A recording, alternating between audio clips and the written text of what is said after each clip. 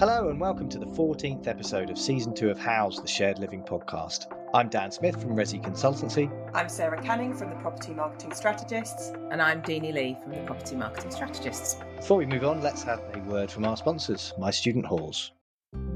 Housed, the Shared Living podcast, is sponsored by mystudenthalls.com, student accommodation search. Let's find your place. Thanks very much to Dan and the team at My Student Halls for supporting us. If you are looking to get your properties set up, now is exactly the right time to do that. I know that they are very busy loading up new properties and renewing their existing bookings, so well worth reaching out to Dan and the team there to make sure that you are listed where the students will see you. We've seen the stats, we know it works. But thank you very much to Dan and the team for supporting us. So, on with the show. We've had an incredibly busy week. I think we've all just moaned about the fact that we're feeling quite tired after Property Week in particular, which was a fantastic event as usual. But it would be good to get your thoughts, both Sarah and Deanie, on how you felt it went, what you took away from it, and we'll continue that conversation probably over the course of the rest of the podcast. So, full disclosure, I was an advisor with Property Week, and I'm really pleased that myself, along with the other advisors, we feel heard. I think the event this year had a very different feel to it. It was much more diverse. It was much more inclusive. It made the most of networking opportunities, which was a real bonus. It's what people want. The stage that you were hosting, Dan, that was in a much more relaxed environment with headphones amongst the networking area, which was great. So I think some really, really positive moves. And I think all of the feedback that I've seen is it's going in the right direction as conferences go. It had a different feel. And I was only reflecting over the weekend, like it was only a few years ago that marketing wasn't represented on stage at all. You know, we were fighting for this. We were fighting to get a word in, and we said that if people can see people that aren't just investors and asset managers on stage, you will widen your audience, you will get more take up on tickets. And I was like, blimey, that happened. I didn't even, kind of acknowledge it at the time, but now seeing marketeers and operators on stage is normal, isn't it? And we spent quite a lot of time with a couple of people from HR, and the fact that they were there, they'd bought a ticket, it was amazing. They said that the next stage is for HR to be on stage. So you kind of see this kind of incremental change every year, which is fantastic. What did you guys think of the kind of overall tone of it? I totally agree. I think it felt like a very different conference. It felt much more lively. It felt much more willing to open up topics of discussion as opposed to just repeating the same things, which I thought was great. I think from a diversity and inclusion perspective, it was definitely going in the right direction. It definitely felt fresher. It definitely felt the more going on. What I guess I'd be interested in, because I did hear some slight murmurs of some people weren't so happy. Like someone did say to me that they didn't like the fact that there were students speaking there. And I just wonder whether that core kind of investor Name audience. and shame them. Who the hell didn't like that session? I wasn't going to say I agree with them, because I obviously don't agree with them. But I guess in the interest of, I guess it was for a certain set of people before. And how are they feeling, I guess? And they might not be so pro as us, because it kind of did feel very different. On that topic, what was also really interesting, we know about the students that were on our panel, and we know that Student Crowd had a panel of students as well. But I've been contacted by 3 students who weren't on our panel or Student Crowd's panel, who were at the conference, who connected and have wrote really eloquent, lovely emails following up on the event. So there were other people there, whether it was Pathways to Property or Regeneration Brainery that sent them, I'm not sure, or, if they're interns with other organisations, but they were there. So I think that's really, really interesting. I think just on that note, I think University of Reading actually sent some students with their own ticket allocation, and that was great. And I think Harry came up and spoke to me after, and he was in that group of people. And I know that other universities who were aware of that were like, well, why am I doing that? So, and I think actually there's more universities there as a consequence of all the changes they've made, which again was a big missing element in it, that there was never any universities there. So I think it's all going in the right direction. But as I say, I'd just be interested to see whether those core investors felt as positive about it as we do. I'd be surprised if they didn't. I mean, there's enough investor events for them to attend. And let's just call out the context here. the changes that happened for this year's event were off the back of last year's, where it was felt there wasn't enough representation, either gender diversity or racial diversity, whatever. Ultimately it came down to the one final panel where pretty much everyone, in fact, yeah, everybody on that stage was a middle-aged white man, pretty much focused on the investment side of things. And it was called out very articulately and empathetically, actually, by Rebecca O'Hare from Leeds University, who oversees the Res Life program there, effectively saying, this is great, really enjoying the discussion. However, there doesn't seem to be much diversity of thought up here. So is that something that we can work on? Property Week have shown that they can work on that. And obviously getting you involved, Sarah, is part of that. And I know that the advisory committee have worked really hard to make sure that it is a much more representative event for the entire sector. And by that, I mean, it's not just blue suits. It's very focused on investment, but it's equally focused on operations, on developments, and everything beyond that. So there's a really good exhibitions hall with good suppliers there. So, they feel represented too and heard. And obviously you have to pay for the privilege to be heard, but equally there's that opportunity there. So if you are just focused on the investment side of things, that's fine. There will be sessions for you. There were some really good sessions upstairs in Wembley Stadium.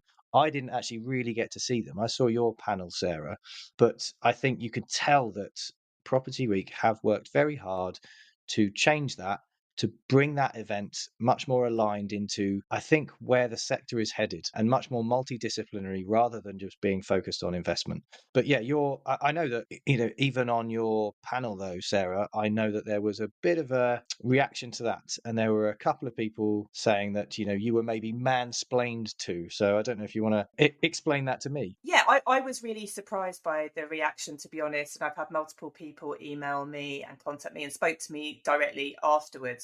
I was on a panel called Assessing the Post-Election Landscape and its Impact on the Student Accommodation Market. Paddy Jackman was the moderator, who did a fantastic job. And I was sat alongside Joss Murray, Gavin Stoller, OBE, and Caitlin DeJode. And to be honest, the conversation didn't go the way that we'd planned and rehearsed it. And we kind of veered off that. No, and to be honest, I think the post-election landscape bit went quite far into the HE direction. And, a lot of, whilst, I work on the peripheries of that, I've made it very clear that's not my specialist subject. So I know that Paddy tried to get it back to something that I could talk about, and maybe he fired the beast and started talking about affordability, which he knew I would bite at, and it worked. So I was sat there, and the conversation that I was having and the answers that I was talking through are things that Deanie and I talk about on a regular basis with lots of people, almost daily, about the lack of differentiation in the product, about the lack of affordability, about putting the customer first, about investor returns. So I was just acting that out on stage, I felt, in a very natural way, in the way that I'm quite happy to challenge those conversations all day, every day, and do.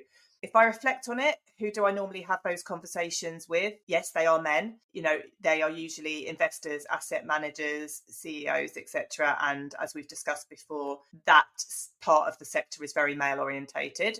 And I think the point that I was trying to make is, I know that you can't build the same and make it cheaper. I'm well aware of that. My point was, can you build something different and get a return? Or my point to Joss was, can investors maybe just take a little bit less of a good return and still get a return? I think what people saw, and I think Deanie, you picked up on it, there was some body language going on where it felt like Joss and Gavin were kind of leaning into me at the same time, kind of saying, but it can't be built. And I know that, and that wasn't the point that I was trying to make. And then what I did retort with is, don't build it then. What's the point in building something that stacks up on a spreadsheet that no one's going to live with and nobody wants and nobody can afford? So that's my take on it. And I really appreciate the support that I've had from the industry about it. And I found it really, really interesting that that's what they read into it, because when I was in it, I didn't feel that. I just felt, like I said, it was just one of those conversations I have on a daily basis. So for me, having seen it, it was, at the moment it goes on to affordability, and you've got, Joss in particular talking about that. I knew that was going to be a really interesting conversation. I didn't think that was a gender thing. I think it was an investment and a marketing thing. And I don't think that the panel necessarily understood that a hell of a lot about the investment side of things within the sector. I'm not saying you're in the weeds on the spreadsheets or anything like that, but you have a very overarching understanding of what it takes to get a PBSA off the ground. And right now, we're not doing the right things to get the right stock off the ground in the right places at the right price. And everybody has their part to play in that. So I know what you mean, and I know what people meant when they said that it was mansplaining, as it were. I think that it was just them being a bit dismissive of any alternatives to what ultimately may allow for affordable development. And we all know, because we talk about it often enough with operators and we talk about it between ourselves, that yes, it is very difficult to build affordable product. Building for anything that you can charge under £200 a week for is very difficult, or under 100 grand a bed. Very, very difficult.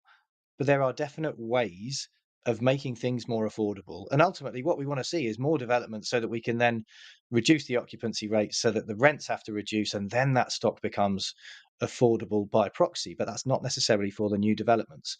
So for me, I don't think it was a gender thing. I think it was more of the guys on the investment side of things there not appreciating that you fully understand, the complexities of the affordability challenge. That's the way I saw it. And I equally don't think that I know that Paddy was a bit concerned, like, hang on, did I not manage that well enough? Well, actually, I know I think he did manage it really well.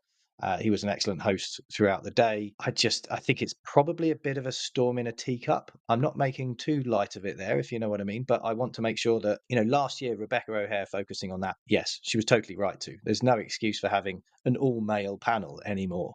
That just doesn't wash in any sector. So I think this was a bit more just a bit of a dismissive, off the cuff, kind of like, well, just don't build it kind of thing.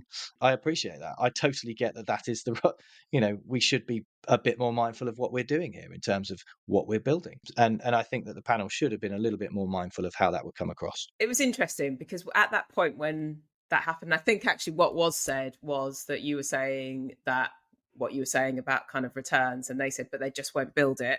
And you said, yes, so don't build it. Which is kind of the point. It's like, if you can't build something that the customer wants is going to sell, just don't build. But I think it jarred with me instantly, and I was like, oh, but because I think we're used to it, Sarah, I mean, you came off stage and I instantly just said you did great. We didn't talk about it, and it wasn't until later in the day that we spoke to other people that I was like, that jarring was something, that it wasn't just me that maybe felt that. I know that the people on that panel respect you, and I think that's clear, and I think it's important to make clear. And I think it's just that case of, I guess, that I want to use the word respect, but it's not about that. That's probably not the right word, but it's kind of thinking about how you present for them things. Because I think it was a really important discussion point. And I think actually, if it hadn't have been shut down, there could have been more discussion around the fact of, well, actually, therein lies our problem. How do we solve that problem? But it was that shutting down of it, I think, that was the jarring thing.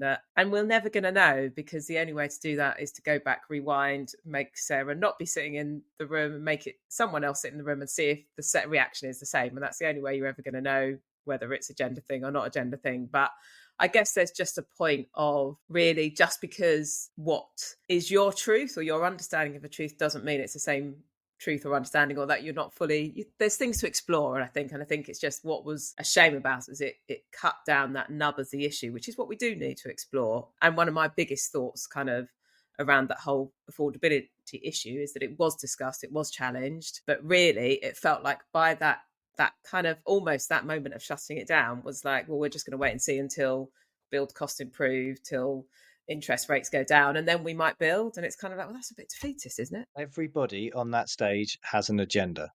Everyone on every single stage that you go to, or any panel, any webinar, that they have an agenda. It might be to sell something. It might be to set the tone for something moving forward. If you're an architect or a designer, you're going to want to try and build. If you're a developer, you're going to want to try and build. If you're an investor and an operator, you're going to want to try and operate as many beds as possible, but also develop, build, plow the money into them and make sure that they're getting off the ground. So yes, there is always going to be that focus, I think, of avoiding certain subjects that are counterintuitive to a business case and for your reason to being on the panel.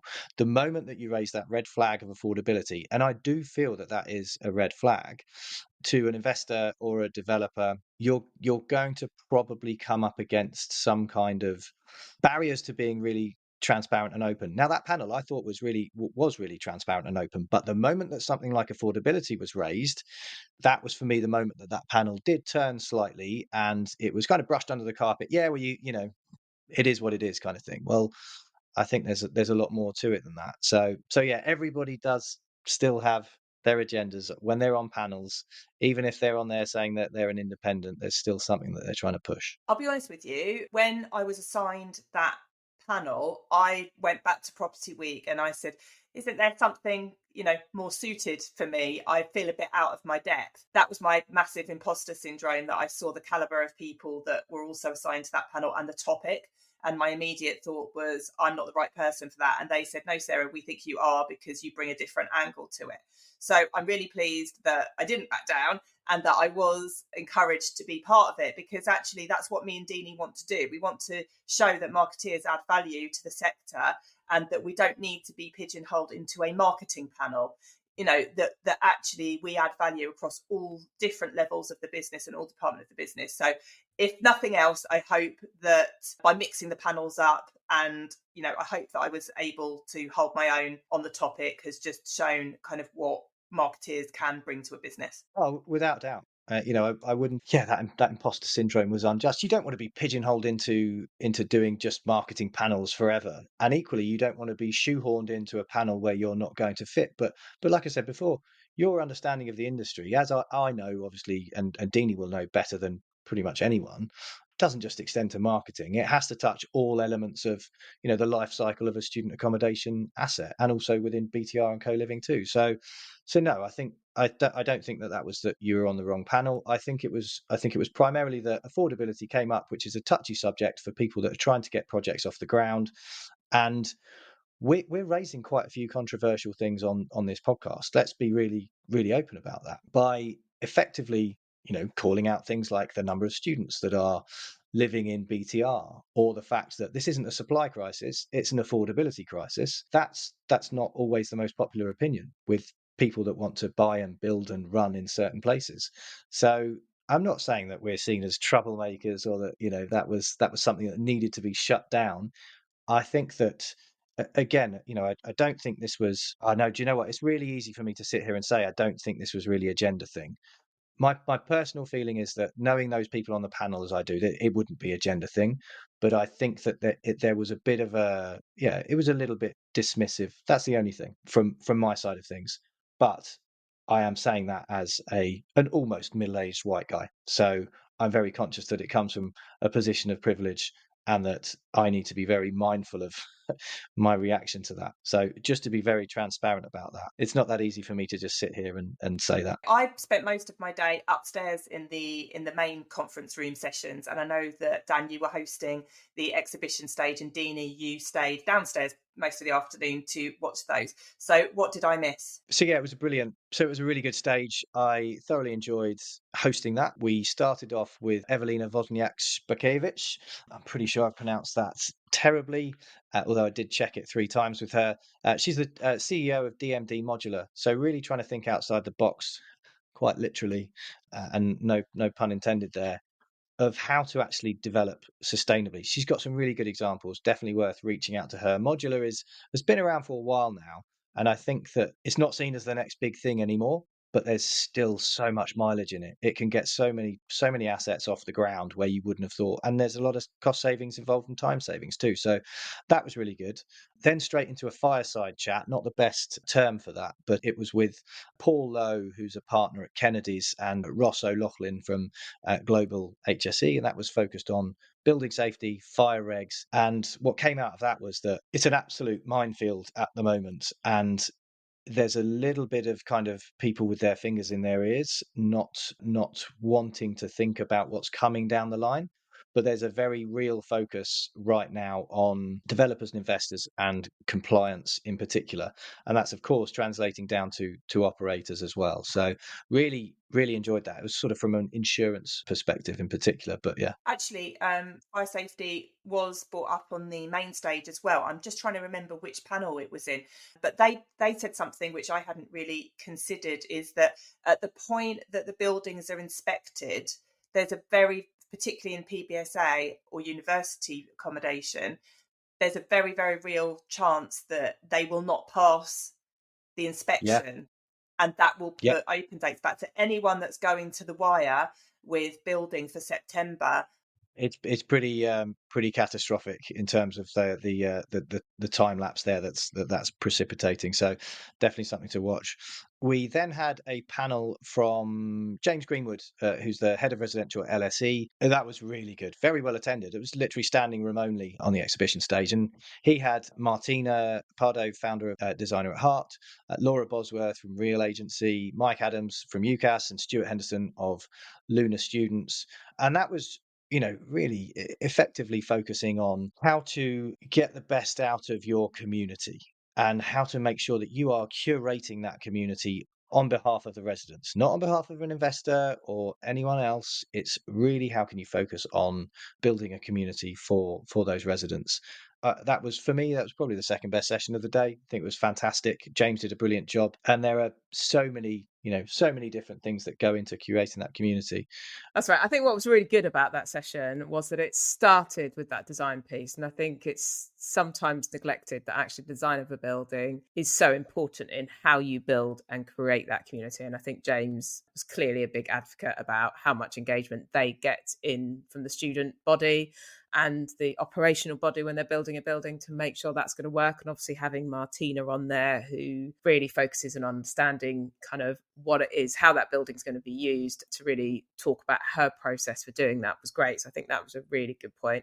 And I think it was really interesting to have Mike on the session as well from UCAS around his view on kind of what data they're getting back from UCAS. And I think what he did say, and I think is one of the stats that probably needed to be louder heard, was that I think probably about a year ago we were speaking to UCAS, and their general figure of those that are thinking of staying at home and not living away at university was 20%. He said that's now 30%. So that's a big jump in a year. That's and big, yeah. I think that is something that I think as a sector we really, really need to be mindful of. And that's really important, that actually that we've got this community, that we have something that is our USB that actually goes, whilst it's going to cost you, and yes, there is a basis of cost versus value, there is a massive big additional value you get from that. And I think that's really important. And it's not only about how we run those communities, it's also how you market it so people understand that there is this added value that comes from it. But I agree, it was a really great session. And I think, all credit as well to Stuart for continuing to push the point that we don't pay staff enough in this sector, because it is staff that make a building. It makes the community, it makes that customer service, it makes everything going. And I think it's great to hear that continued to be said. In the fireside chat in the session I was in with Brian Welsh and Paddy Jackman, they were comparing PBSA to the hospitality sector and, if it is, if it isn't. And actually one of the things that Brian raised in relation to what you just said, Deanie, is that PBSA can never really be part of hospitality because of the numbers of staff that we employ. It's like, you could turn around a whole building, a hotel building, because you've got 300 staff, you've got cleaners on every level, and the same just can't be said. You've got, maybe 8 people in the accommodation team running a building, and you cannot give full hospitality service on that. So it was interesting that there's both sides of it, and it was being discussed on 2 different stages. I think that's really interesting, actually, especially that Brian said that too. He understands hospitality from experience in the travel sector as well, as do I. PBSA is definitely hospitality light, in my opinion, in the sense that, and the thread that runs through my career is very much experience. The customer experience. What are you delivering for them at the end? And for travel, obviously, it's a memorable travel experience. And for student accommodation, it is a memorable experience whilst at university, in particular as to how they live. So I do think that hospitality obviously does run through it. But yeah, I would say that it's not as simple as just saying, PBSA is just one part of the hospitality industry, as it were. And on Stuart Henderson's point from Luna, yeah, he was very focused on this being a people business. And as much as I bang on about AI at the moment with Verbaflow, it is extremely focused on the human side of that too. So certainly not looking to take away from that. And I think it's well worth everybody continuing to benchmark their salaries. I don't think we've done that well enough as a sector, and I don't think we do it well enough within PBSA against the likes of BTR. So that's certainly something to be mindful of. Dan, you were probably cursing the fact that you were stuck downstairs on the exhibition stage when there was a topic about AI going on upstairs. Oh no. I know. I was watching, and how do I describe it? There was nothing groundbreaking or particularly proactive, I would say. It felt like the panelists were. So on the panel, we had Fred Lerchenborg from Lavanda, Chloe Sakyokoni from Yardi, and Sam Scott from Fresh, and it was moderated by Gemma Marquet from Empiric. I don't know, I don't think anybody really said that they were doing anything different or forward thinking. They were very, very clear, though, to say that AI shouldn't be taking staff away, that actually it's to take away the menial, repetitive, admin-based jobs and free up staff to have more real, meaningful engagement with residents. And I think that's really, really important. And we heard it at the class conference in one of our sessions, didn't we, Deanie, that operators feel that when they're asking investors for investment into technology, the retort is always, oh, well, that means you can get rid of some staff then, which this panel categorically wasn't saying. That's really interesting. So that panel, there's no AI experts on there. All of those guys are incredibly experienced and very, very well thought of people within their respective fields. So that's a brilliant panel. It's not an AI panel. And so, but then how do you do that without getting competing sponsors effectively alongside each other? It's definitely something for us to look at next year with Verbaflow. But, Fred and Chloe, they're property management system specialists. Yardi do have a little bit of AI that they're trying to sort of build out at the moment. And Lavanda, I've no doubt Fred is working on something along those lines. I've got conversations with both of those systems teams coming up to discuss where they're up to. And I suppose it's good to have an operator or operators effectively on that panel. But yeah, they're not particularly far along. No one really is in their AI journey. There's only two operators out there that I would say are really significantly further along than most. And have they gone the right route? That remains to be seen. So it's really difficult to get a credible AI panel. I'm not an AI expert by any stretch of the imagination. I understand it better than the vast majority of people in the industry from a 2-month crash course that I've been under. But equally, it is a pretty complicated space. The best thing that I do is simplify it and create those use cases and make sure that it's really plain and simple as to how you use AI in your daily business.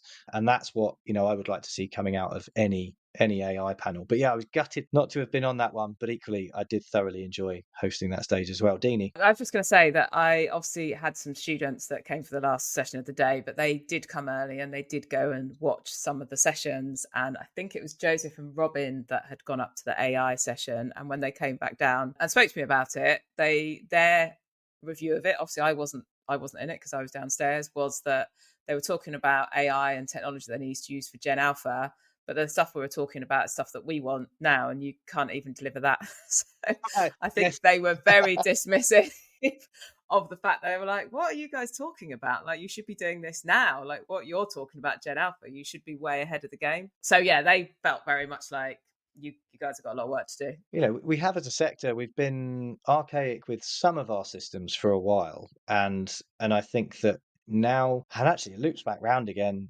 I do think that AI will replace some jobs in the industry, but I don't think it will necessarily be on a property level. I think it will streamline a lot of the workloads and lead to efficiencies at a property management level.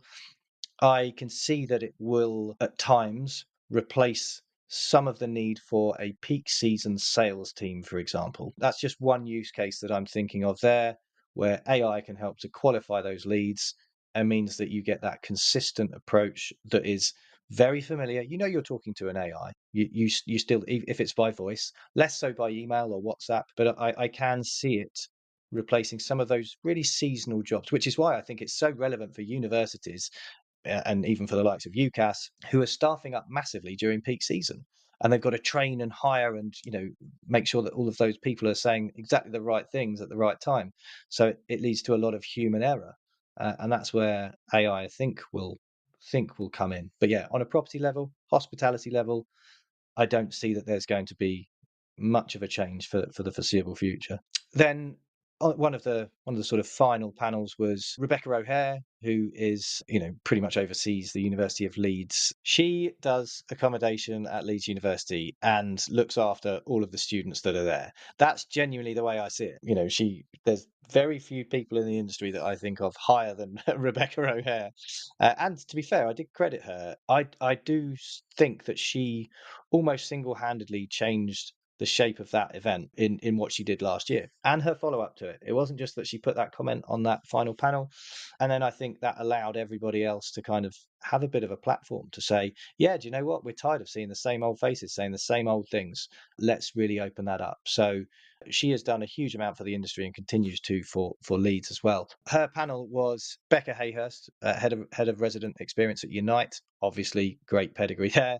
Sam Bailey-Watts, who's a consultant to the industry for our consulting, who I got to spend quite a bit of time with at Class Conference, which was great. And then Sarah West, head of marketing, communications and experience at UCL. That again is a very broad title. That was a really good session, and ultimately it was about working in partnerships with universities and how that leads to an elevated student experience, which it sounds like it's a no-brainer, but there are so few operators actually working hand in glove with a university.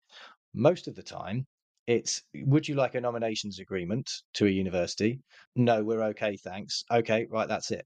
And actually, what there needs to be is constant interaction between the Res Life teams and the likes of Rebecca O'Hare and Sarah too, and the PBSA operators. And I don't see that has really been happening. So, Unite are obviously a shining example of making that happen because they have pretty much 60% nominated beds.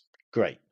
They really have to focus on then delivering for the universities, and the universities are so focused on that resident experience.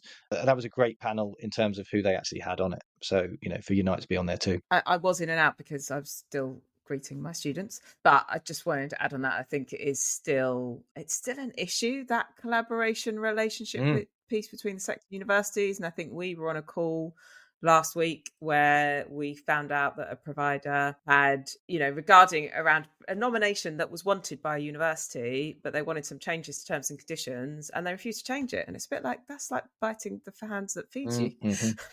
And I think there was a lot of damage done in the last 2 years where everyone thought demand was really high, where universities were asking for nominations and providers going, well, no, I could probably get more money if I don't have a nomination from you because the market is where it's at. And we've got to come back from that, really. And I think, it was great that there was more universities there. I think that conversation is changing. But as you say, it's just so vitally important to how we work, how we do business. And, if you can get nominations, you massively reduce your marketing costs. And it all becomes a lot easier. When we're in a world of affordability, they're the things you need to be looking at to bring down your costs so that actually you can build something that is going to be more affordable. But there are some locations where the revenue chip on a nominations agreement just wouldn't make either the business case stack up or it wouldn't make commercial sense. And I think that is one of the challenges where in the last couple of years, post-COVID, operators and investors probably got a little bit arrogant as to whether they need university nominations agreements or not. Unite went the other way and just said, right, we're going to double down on these while everyone is looking the other way and focusing on the direct let market. And that's a strategy that has seen them come through extremely well over the last 2 years in particular. I do feel like that is a bit of a one-way relationship. But again, it depends totally on whether or not occupancy is a challenge or not. If occupancy is not a challenge for operators, they will not go out for nominations agreements because there is typically some kind of revenue chip attached to that. And by revenue chip, I mean that universities will request a reduction in rent that either they then, make up and they use it as a commission, or that they pass that on to the students. It's entirely up to them. I've seen both. But I think that now that we've seen that last year was pretty tough on occupancy in a lot of different locations, especially if you've, in certain areas of the sector, I think that everybody is interested to talk to a university. It's the first thing that people ask me about once I've done a performance report for a property. We did 12 of those across different cities in the UK in August this year, and they were straight away, what are the universities saying? Do they want some beds? Are they going to take the beds? No, they're not, because if you're struggling with occupancy, the chances are they are probably struggling with occupancy too. So I think this needs to be much more mutually beneficial, and I think that we need to be focusing on delivering success for the students. Are we actually giving the students a really quality residential experience? Are we showcasing PBSA in the best possible light? Are we offering value? That's got to be the focus, because if we do that, the university is going to be super happy, because they're so focused on that pastoral care. Not everyone has the size of team of Unite to be able to really double down on that, and sometimes it is left to a property level. That's fine. But I think working hand in glove, double checking with the university, like, are we doing what you would like us to be doing? Is there anything more? What are you hearing from your students? Just ask that question. Put in a half an hour catch up once a quarter, like whatever you might need to do. Apologies to all the res life managers out there that are now going to be dealing with PBSA people calling them up for a catch up. But I just think, get in touch with them. There's no excuse for not knowing who your contact should be, how they're feeling about the market, and how they feel about your property or brand. That is, rule number one. And then that leads us nicely onto the final panel. And I genuinely mean this. It was the best panel by far that I've seen actually at an event this year, because it had students so heavily involved with it. And that's what we're doing. We're building for those students. So why would we not be asking them whether we're building the right stock? How do they live? What's going to help them in the course of their daily life as they choose student accommodation, live in student accommodation, do their, study, work, whatever else it might be? It seems like a no-brainer, and I'm glad that there are more panels with students on them. But yeah, Deanie, take it away.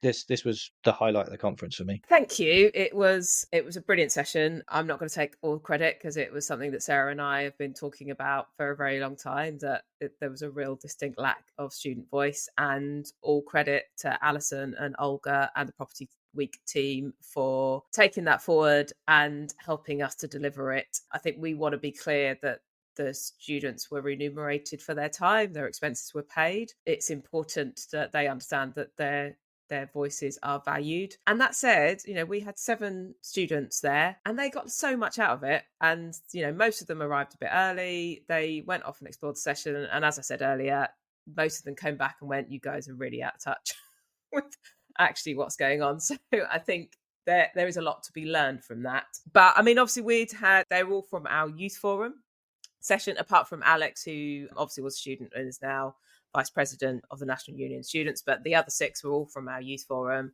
We'd spoke to them prior to the event. We'd briefed them.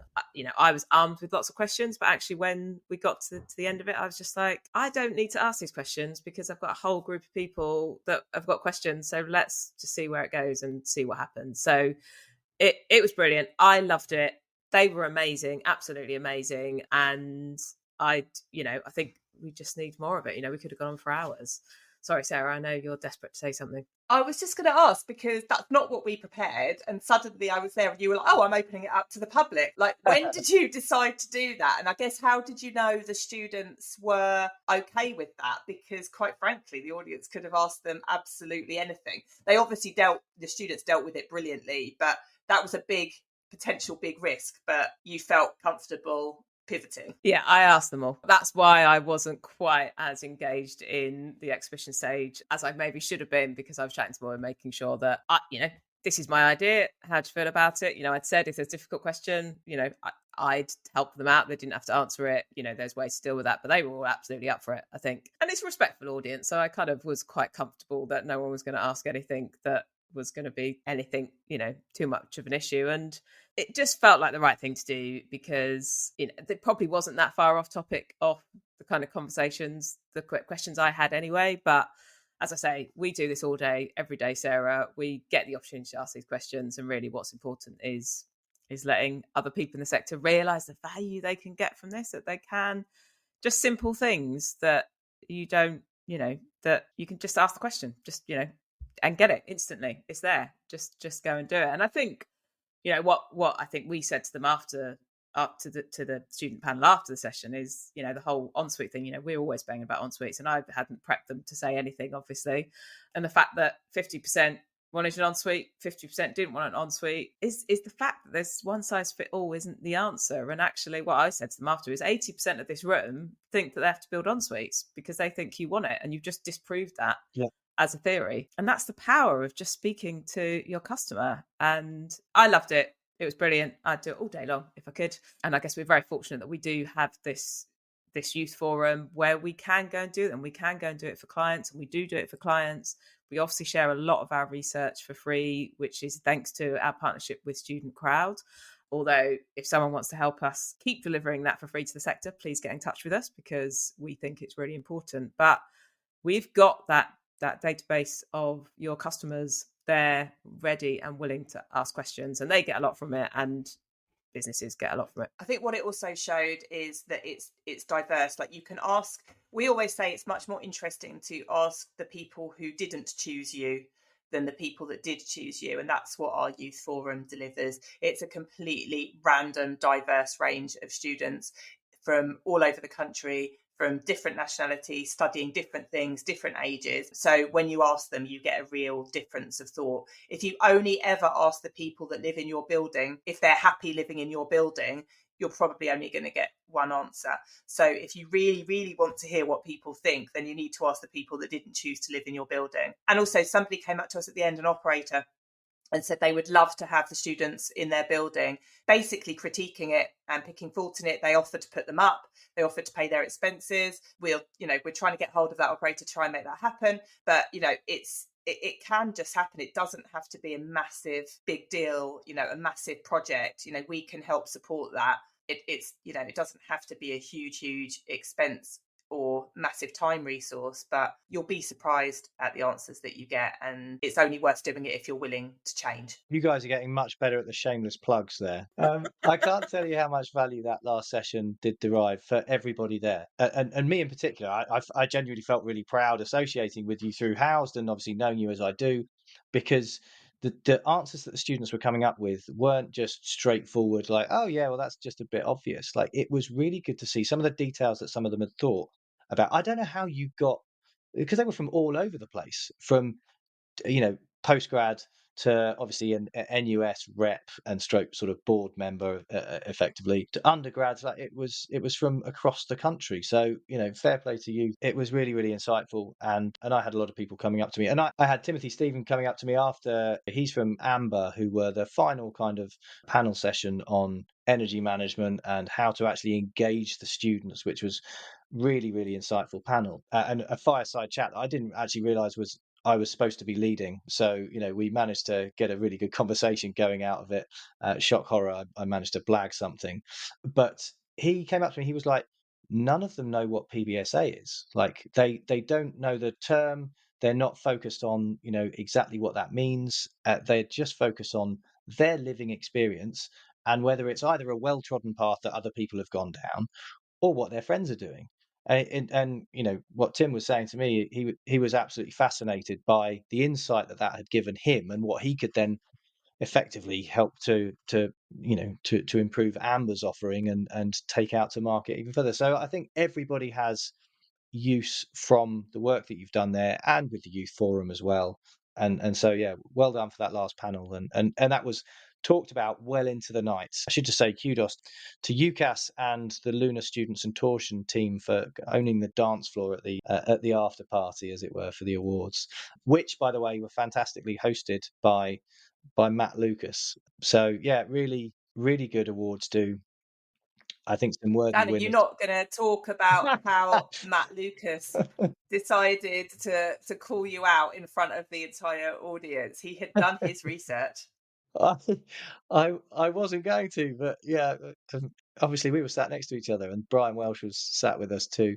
It was, yeah, he'd done his research on the sector, shall we say, and I think offered dinner for two with me as one of the prizes or something. I can't even remember, to be completely honest with you, as to exactly what was said, but I know that he said in researching the sector he stumbled upon me in some way, shape or form. So grateful for the free publicity as ever. But yeah, that was a really good night. It felt like some worthy winners there as well. Quite often you sort of feel like, is this a sponsorship thing or not? But it did feel like I don't think Property Week's ever been like that. Jury awarded ones don't tend to be. I was a judge, and it was a lengthy judging process. Yeah, so I yeah. can categorically say that it was all genuine, and hard work being a judge, I must say, but fascinating. Good. Yeah, and like I said, I know the jury kind of awards dues don't tend to have any kind of issues along those lines. So yeah, really worthy winners there, and well done to everybody involved. Well done to the Property Week team too for firstly taking on board the feedback from last year and previous years too. Wembley's an interesting one. I think it works better than the Intercontinental. I think for me that felt like it was a good location, and that it was quite easy to get to. You don't have to schlep, across to the O2, and so yeah, for me, I think that did work. There's probably some tweaks that need to happen with the upstairs, but the exhibition stage was very well received. Not necessarily down to the exemplary hosting, but primarily I think the content of what was curated. So everybody pulling that together, Olga and Alison and the team did a fantastic job. So yeah, well done to them. We all work amongst students who will be impacted. So, there will be questions about it, whether you work for a university, a PBSA, an HMO, etc. So even if it's like, actually, there's no changes here, you will still be asked about it. And I think everybody that deals with students still has a duty of care to understand what it is and advise them in the right way. Yeah, I'd agree with that. To what extent do you think that upstairs was investors and downstairs was everyone else? Did you feel that was the case? Because I think that the panels that we had on the exhibition stage, I think they were probably maybe a bit more focused on the operators. And I'm certainly not saying this is a bad thing at all. I think you could have a good mix. But was that the case? I don't know, because I wasn't upstairs at all. Yeah, I think it was the topics on the stages that dictated who went and watched them. And if I think about it, I think there probably was a split. Yeah, I'm not saying that's the wrong thing. I would like everybody I'd have liked more investors to be on the exhibition stage, and in particular seeing your session, but also some of the stuff on Res Life that we saw from James Greenwood and Rebecca O'Hare in particular. And I think that, we see that with GSL as well, though. There's the investor session and then the everyone else session. And I just think that's probably quite natural. But yeah, I'm not sure there's anything more that they could really have done in terms of changing some of those sessions. The Renters' Rights Act, that could have fit quite nicely downstairs. Would I have wanted another session or two? To be fair, yeah, it was okay. I was absolutely knackered by the end of the day. My social battery was well and truly drained, which was great that it was a silent disco, to be completely honest, after the awards do. But yeah, I think on the whole, really positive event. Felt like, great that they'd listened, and I think everybody got a lot of positive things out of it, apart from me not being able to get into my co-living accommodation at 3 a.m. and having to get a cab back to Oxford, which was not a particularly nice surprise. That co-living operator shall remain unnamed for now until I get my refund. But anyway, great event, great time, well worth going to for next year. And certainly one if you're on the circuit to try and speak at as well. On that, I think that's it for now. Now, next week we've got a very special end of season episode. We'll be answering all of your questions. So please do contact us via email, WhatsApp, voice note, LinkedIn. Actually, voice note would be a great shout. If you do, feel free to send us some WhatsApps just so that we can actually play them. If you want to be heard, quite often what we find is that people do want to send us some anonymized messages, or the first sentence says, please don't mention that I've told you this or asked you this, but here's a little tidbit of information. Do get in touch with us. We'll do our best to get through them, and let us know if you do want them to be anonymous, of course. Thanks so much for listening. Thank you once again to our sponsor, My Student Halls, for sponsoring this series. Very grateful to them. Please do like, subscribe and share so we can reach as wide an audience as possible and keep bringing you this weekly digest. See you all next week.